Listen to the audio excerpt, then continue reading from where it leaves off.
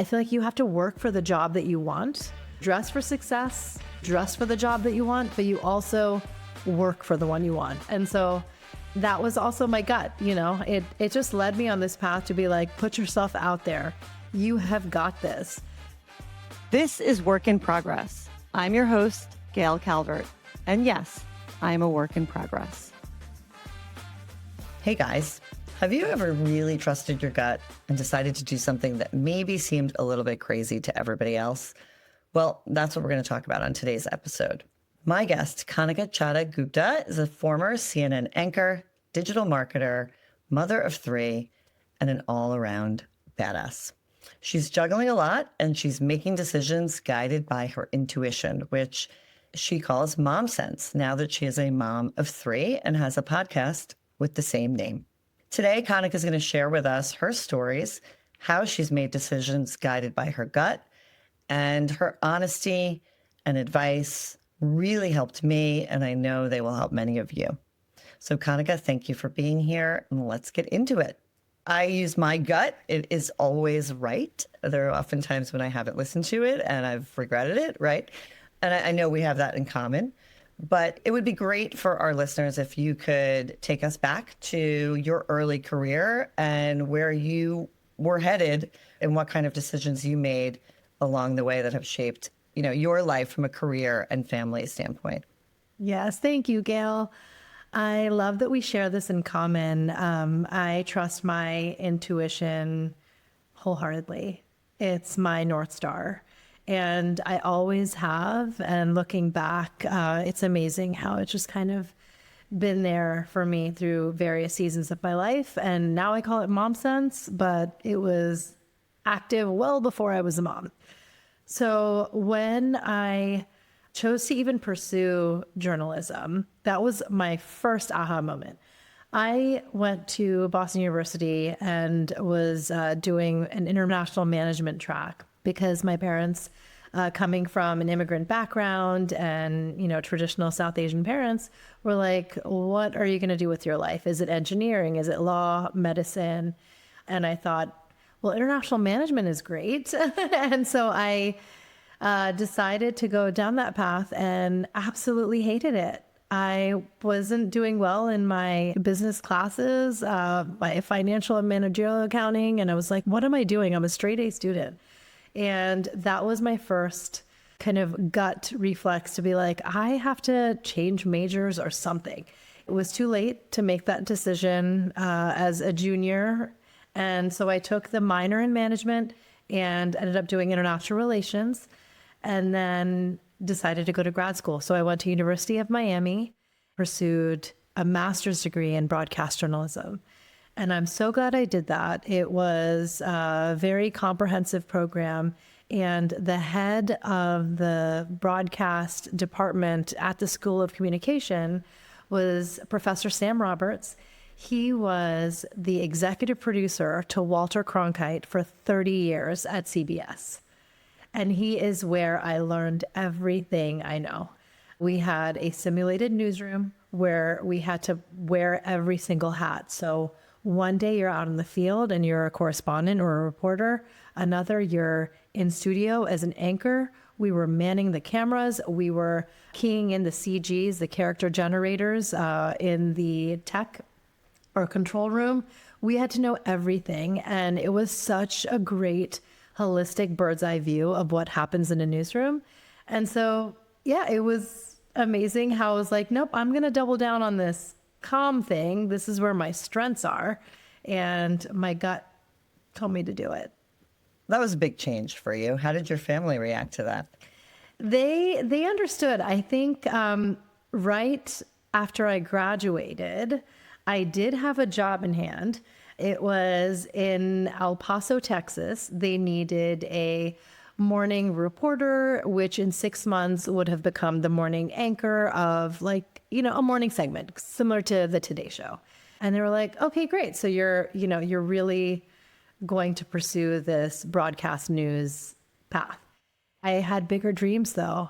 I had an internship at NBC in Miami, and my mentor and who I was interning with, Willard Shepard, a very respected investigative journalist for the network, said, yes, you can go down this path, and I'm glad you have a job in hand. That's great.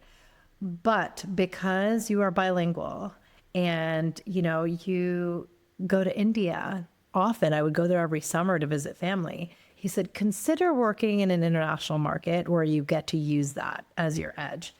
And I spoke to friends that I had that were working in Mumbai, or Bombay as I call it, and media was burgeoning. CNN was there, BBC, Times Now, which is owned by Reuters. And I talked to Willard and I said, should I just move out there and try my hand at it? And he said, absolutely you should, because the landscape of television is changing. And if you can find a burgeoning market, that too, with a global audience, take it. So I moved out there. I gave myself a month and made sure to meet as many executives, or I would go to networking events and parties and let everyone know that, I'm on the market for a job in television. And I got led to the head of entertainment at CNN in Bombay, Rajiv Masand, did an interview, met the rest of the team, and then within a week was hired. And it was for a producer position. I wanted to be on air. But within 6 months, very fortuitously, the anchor of the show, Eat Tonight, that I was producing, it was a fun lifestyle show, quit. And they said, we're doing auditions. And I put my name in the running and recorded my audition tape. And I also, I feel like you have to work for the job that you want. This goes for dress for success. You dress for the job that you want, but you also work for the one you want. And even though I was producing and I had to produce a rundown, it was basically the headlining stories and they're called blocks. There's A, B, C, and D block. So the, low hanging fruit stories are in the D block. I did all that, and I knew what was expected of the anchors, especially when they were out on the field recording their anchor links, is what it's called, to tie a whole show together. And so I asked my boss, I'm happy to produce E! Tonight, but I really want to be an anchor and a correspondent.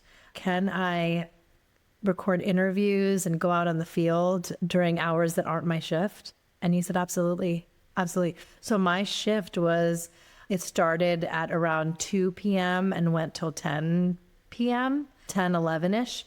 And I just would record my interviews around between 8 to 2. And they were like, okay, she's doing 2 jobs.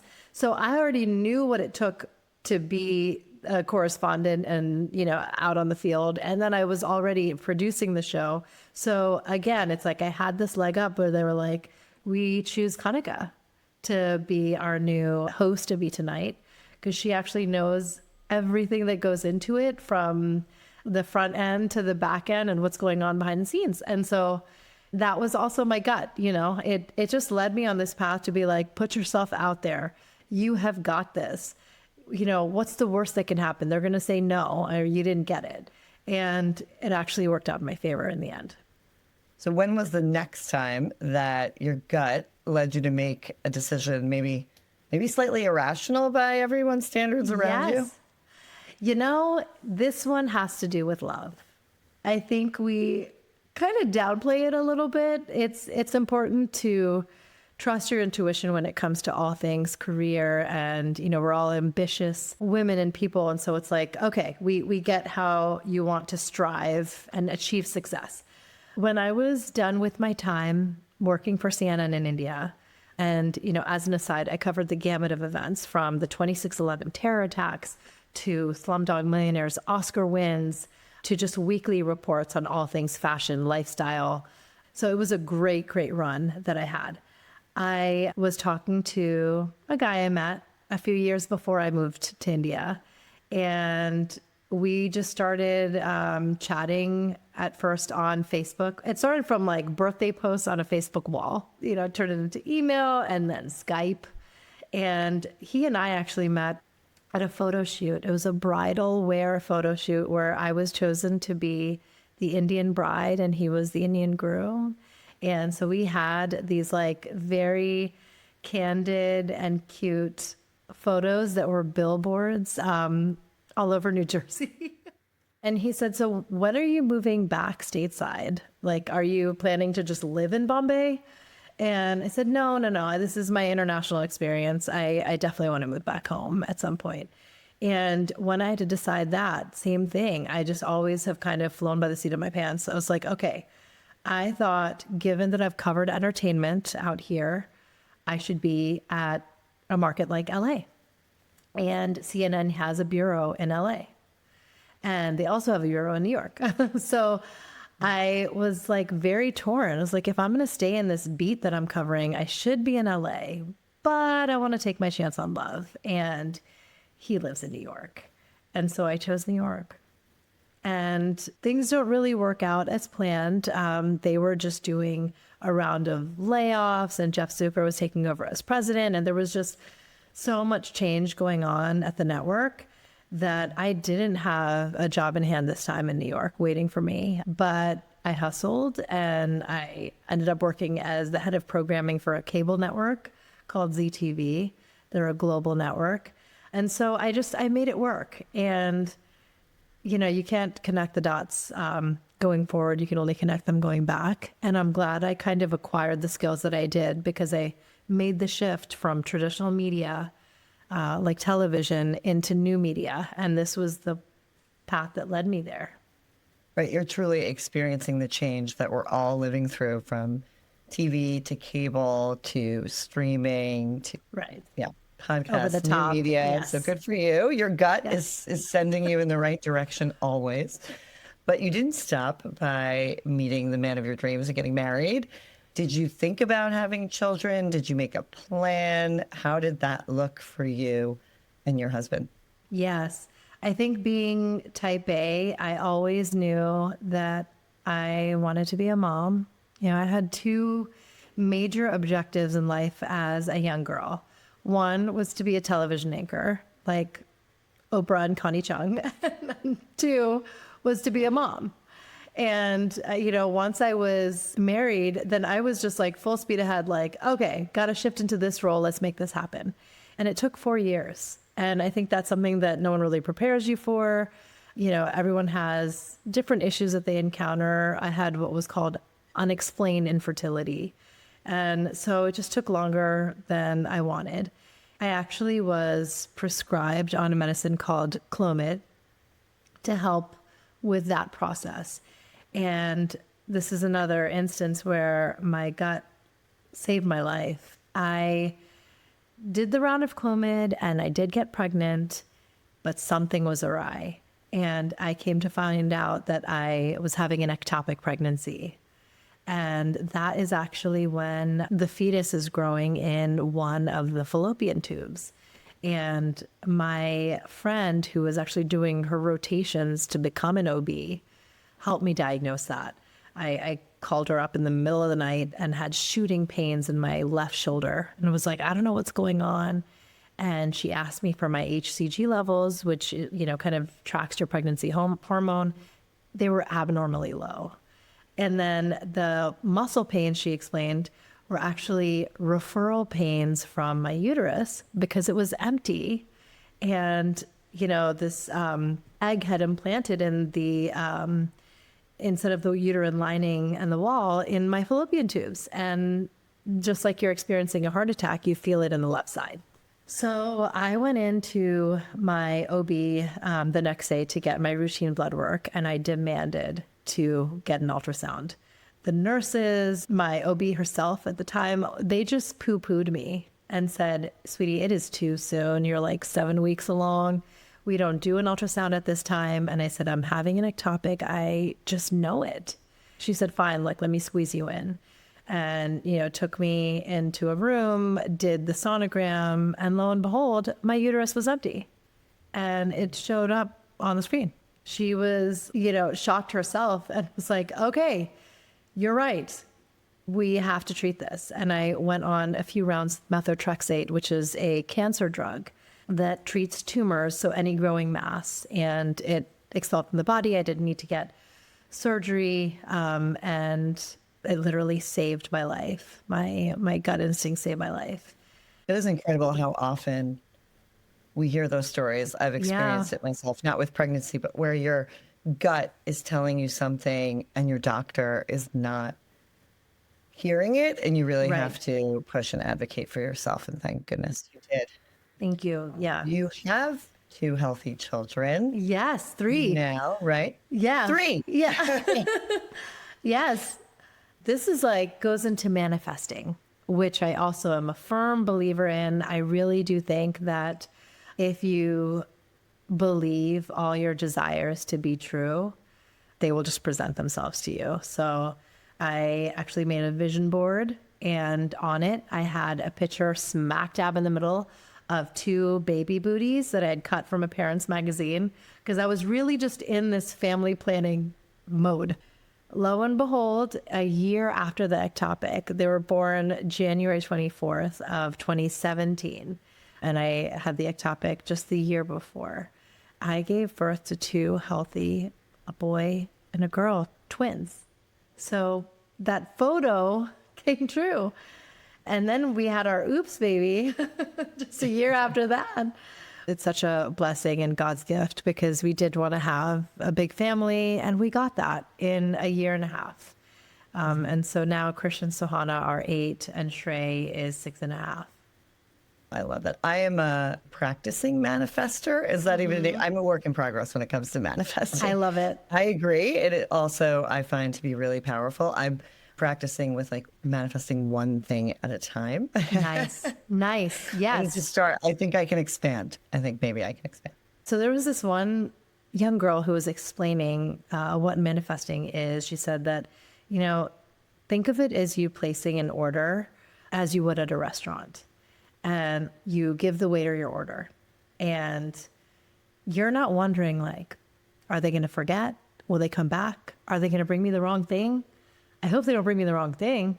Say, like, may I have such and such? And just, leave it to the world to, like, have it show up for you. And that's the exact same kind of logic and belief you should have in manifesting. I would say that like, I see myself with this big, happy family. And I would pray on it and just sit with the fact that it's like, okay, this has already happened. I did this with our house too. So I took a picture of this dream home that I had discovered by these builders that we worked with later on. And I put that photo up. I got a physical photo that I went to CVS and developed and stuck it on the board. And I would pretend that I was sipping my tea, out on the back porch, and I was in this dream home. Just today, I sipped my tea and I was on the back porch looking over the dream home. So one of the things that I find about manifesting is that it's like be open or be flexible and open to the ways that what you're wanting manifests itself. Yes. Yes. So I'm curious what your experience is when you say, okay, so I put this picture up and right, and you're focused on that. Manifesting to me feels a lot like goal planning, right? Yep. Like you've got a goal and then you make plans to get to that goal. And I'm wondering what your experience is as far as like how purposeful are your actions to manifest what it is that you want versus this concept of like, I put a picture up and I really want it and it happens. I feel like it's not something that you can obsess over because similar to when you're holding on to sand, if you squeeze the grains of sand in your hand, they will slip right through your fingers. So you can't obsess and be mired by this hasn't happened. When is it happening? I need it now. It has to be a little bit more subliminal. There's a few things. One is the vision board I love because the photo of the, twins baby booties was just there in the background behind my laptop. I didn't, look at it every single day or think about it every single day. It was just kind of floating around. And so when it happened, it caught me by surprise. So I think that's important. And then when you are meditating on it and, just kind of tuning in to whatever that desire is, you should experience it sensorially.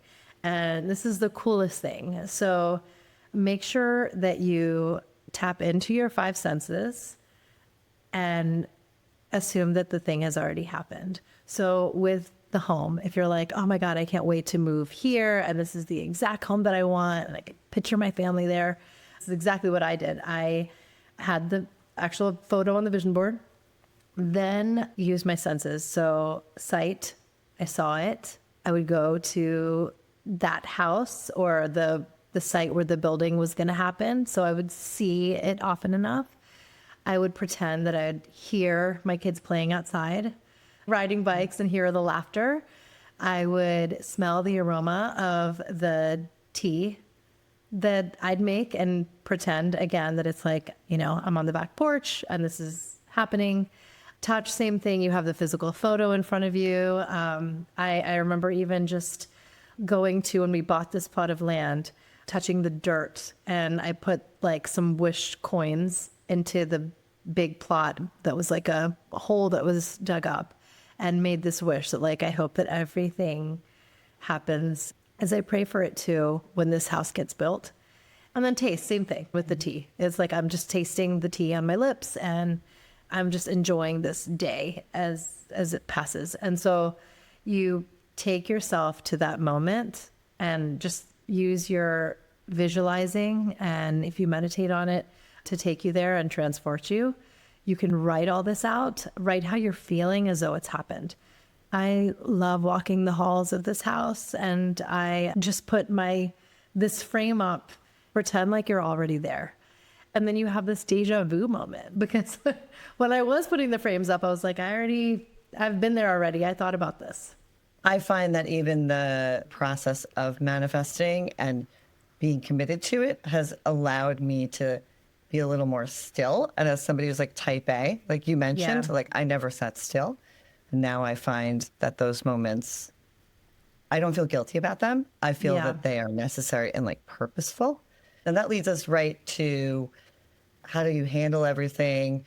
What do your life choices look like now? I mean, where is your intuition and your gut telling you to focus these days? The juggle is real. We say the juggle, the struggle, the snuggle when you have kids.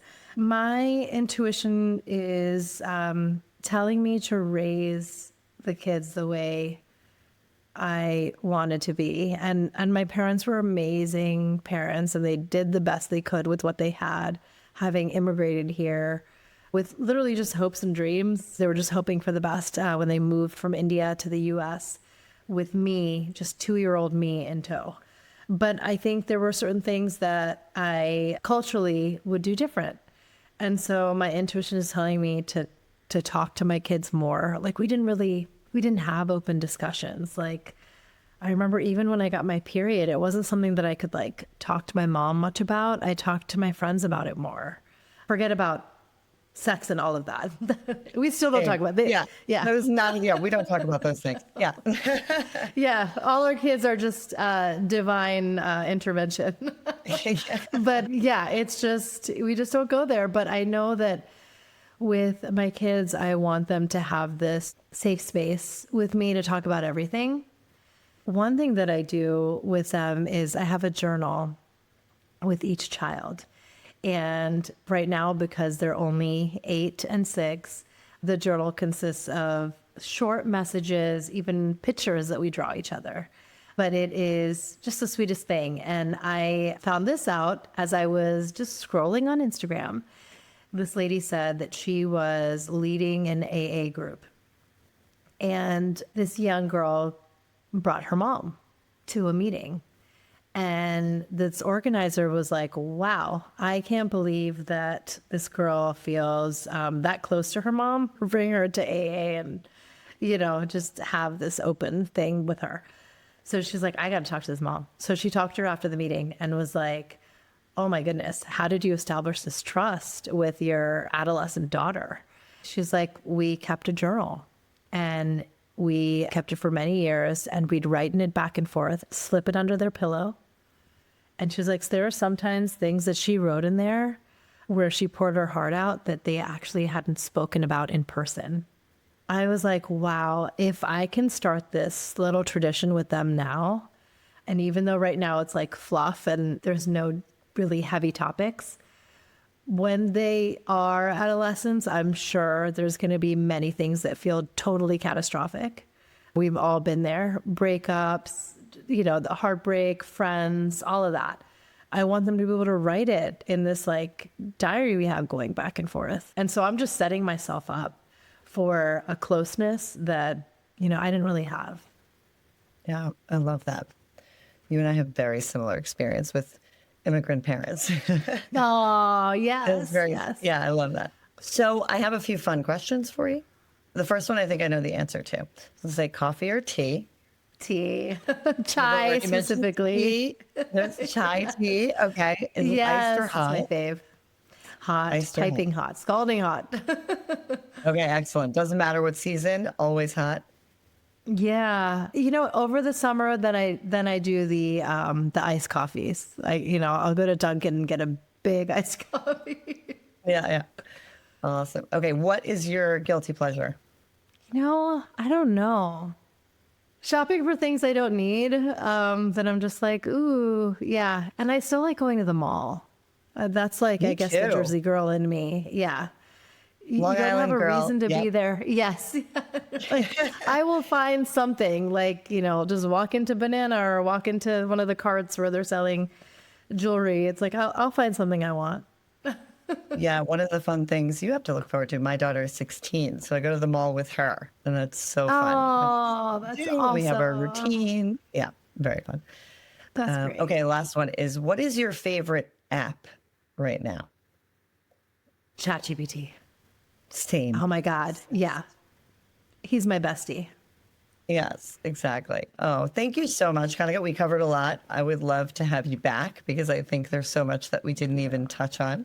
But tell us where our listeners can find you. You have a podcast. You have lots of fun stuff going on. Thank you, Gail. Thank you. Yes. You can find me on my website. That's totalmomsense.com. And the show name is That's Total Mom Sense. So you can subscribe wherever you listen, Apple, Spotify, all the usual suspects. And on Instagram, my handle is at Kanika Chadda-Gupta. Excellent. Thank you so much, Kanika. You're so welcome, Gail. This was such a treat. Thank you. To hear more stories like this one, drop a comment, send us a message, and don't forget to subscribe so that you don't miss any episodes of Work in Progress. I hope that was helpful. If you know someone that you go to for this topic, send them my way. After all, we're just figuring this out together. See you next time.